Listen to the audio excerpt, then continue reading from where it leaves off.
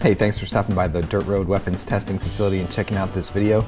First thing we're going to do here is try to let you guess which one is the $16 bipod. Number 1, extendable legs, Picatinny mount, solid lockup.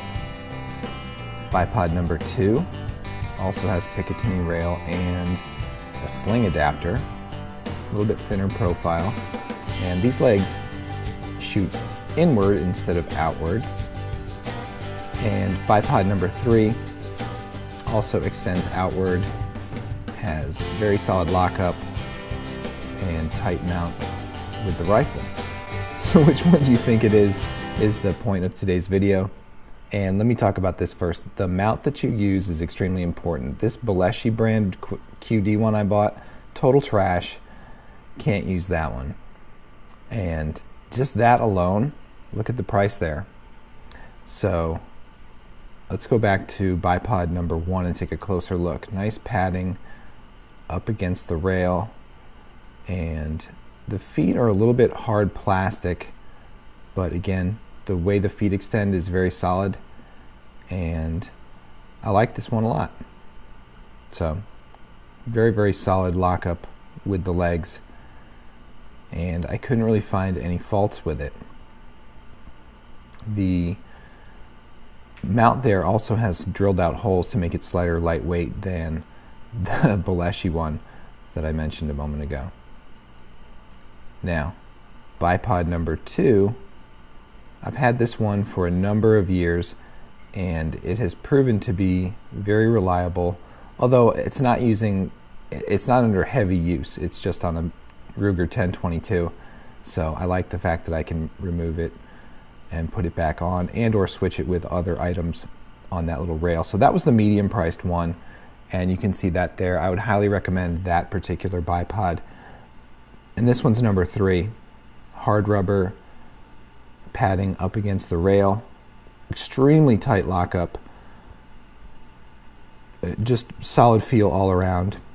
And the big difference with this one and bipod number 1 is the attachment. That's a key mod attachment up on the rail, and yes, you guessed it, that mount alone, look at the price on that, makes that one the most expensive. So here's the graphic, and today what we really want to do is compare the OTW with the Harris. Here's the Amazon listing. I couldn't pass it up with the number of high reviews it had. I reviewed the OTW red dot. You can see here from a previous video that thing held up incredibly well. In fact, 704 Tactical renamed it as his go-to red dot after watching my video. I also took one of their scopes, launched it in the air, was absolutely shocked when I picked it up and remounted it to find that it still held 0. So this product, also by OTW, and I will tell you that they did send this to me for review. It looks to be another winner as far as the value that you get for the money. I mean, Harris Bipod advertises itself as lightweight. You can see the OTW is right there the same. The Harris is a little bit more narrow in the perspective of the legs width, but let's take a closer look at the differences between the two. The Harris knob that tightens it up felt much more higher quality to me and was very solid and locks in securely, whereas the OTW just didn't have that same quality feel. The OTW also has that gold-plated metal reinforced section, which is missing in the Harris. Over here back to the right, the OTW pieces there are a little bit thinner in the metal material as compared to the Harris.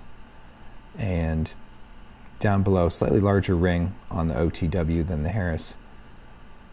The legs and their extension both basically felt identical to me. They were really solid and fast as long as they were locked up all the way.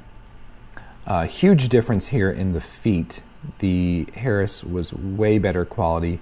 The rubber has a lot more friction and traction on any surface, and you can see I've used that Harris quite a bit, whereas the OTW is like cheap hard plastic. The springs on both of them felt fairly the same.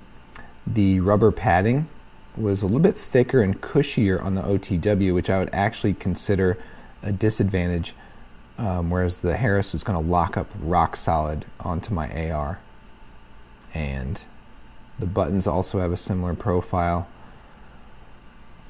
Back to this side, when they go in, they're both kind of awkward to push in. I don't consider any bipod I own to really be great in that regard. Here, looking at the reinforcing bar up on the top, is a little bit thicker on the OTW on the right. But all in all, I can't really say that they're that much different. Harris, made in the USA, OTW made in China. Here's my endurance test I'll just speed it up here. 5 minutes of just bending and pulling and twisting every single knob and direction, simulating shaking it back and forth for firing. I tried to loosen it up, see if it would bend or damage or have any sort of result, and you can see here it worked just fine. So my final thoughts on the OTW bipod are it's an extremely good value for the money.